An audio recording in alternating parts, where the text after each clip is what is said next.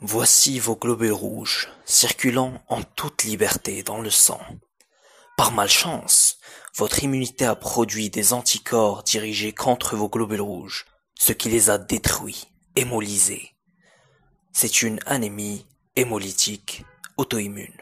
Sauf que tout ce que vous savez pour l'instant, c'est que vous avez une anémie hémolytique. Comment savoir qu'elle est auto-immune? Comment savoir que ces auto-anticorps sont les responsables? Normalement, les globules rouges circulent librement dans les vaisseaux sanguins, à moins qu'il y ait un lien qui groupe plusieurs globules rouges. Or, si vous avez des auto-anticorps sur ces globules rouges, on peut y ajouter des immunoglobulines ou anticorps du lapin, et ce qu'ils vont faire, c'est qu'ils vont en attacher plusieurs de ces auto-anticorps, et donc attacher les globules rouges entre eux, puisque ces auto-anticorps sont fixés dessus. C'est l'agglutination. Or, s'il n'y a pas d'auto-anticorps, il n'y aura pas de quoi attacher ces globules rouges entre eux, même si on ajoute les immunoglobulines, et donc il n'y aura pas d'agglutination. Ce test à la recherche des auto-anticorps est appelé test de Coombs direct. Direct, car tout ce qu'on a à faire pour prouver l'existence de ces auto-anticorps, c'est d'ajouter les immunoglobulines du lapin. Une seule étape, c'est direct. Maintenant, imaginez qu'à cause de cette anémie, vous avez besoin d'une transfusion. Mais la question est comment savoir si dans votre plasma vous n'avez pas des anticorps dirigés contre ces globules rouges et qui vont donc les détruire.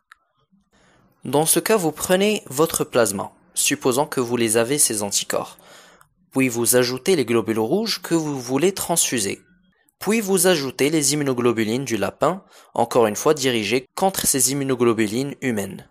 Là encore, si ces anticorps sont présents, les globules rouges vont agglutiner, ils vont se coller les uns aux autres, et si au contraire ces anticorps sont absents, il n'y aura pas de quoi lier les globules rouges. C'est le test de Coombs indirect. Indirect car 2 étapes. Et dans le cas qu'on vient de voir, il n'y a pas d'agglutination, on dit que le test est négatif. Le test est dit positif s'il y a agglutination. Donc ce qu'il faut retenir, c'est que le test de Coombs direct recherche les auto-anticorps du malade sur les globules rouges du malade. Ça recherche donc l'auto-immunité. Rappelez-vous qu'une auto vous permet d'aller dans la bonne direction. Auto, direct. Auto-immunité, Coombs direct. Et le test de Coombs indirect recherche les anticorps dans le sérum du malade dirigés contre les globules rouges étrangers. Et l'étranger en latin c'est allo. Le test de Coombs indirect recherche donc l'allo-immunité, contrairement au Coombs direct qui recherche l'auto-immunité. En pratique, pour le test de Coombs direct, on prend le sang du malade et on y ajoute les immunoglobulines de lapin anti-humaines directement, d'où le nom direct. Pour le test de Coombs indirect, on prend le sérum du malade cette fois, et avant d'ajouter les immunoglobulines de lapin anti-humaines, il faut d'abord y ajouter les globules rouges à transfuser.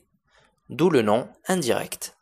J'ai eu l'honneur de faire cette vidéo en collaboration avec notre grand professeur d'hématologie, Monsieur Brahimi, qui apprécie les vidéos Dr Astuce et franchement, je suis honoré. Professeur Brahimi a lui aussi une chaîne YouTube nommée Hématologie, dans laquelle il adresse les cours d'hématologie, bien évidemment, avec plus de profondeur, ce qui est nécessaire si vous avez besoin de plus d'informations, notamment si vous préparez un concours par exemple. Je vous laisse le lien dans la description. Abonnez-vous ou bien si vous êtes déjà abonné, partagez, et à bientôt sur la prochaine vidéo de Dr Astuce.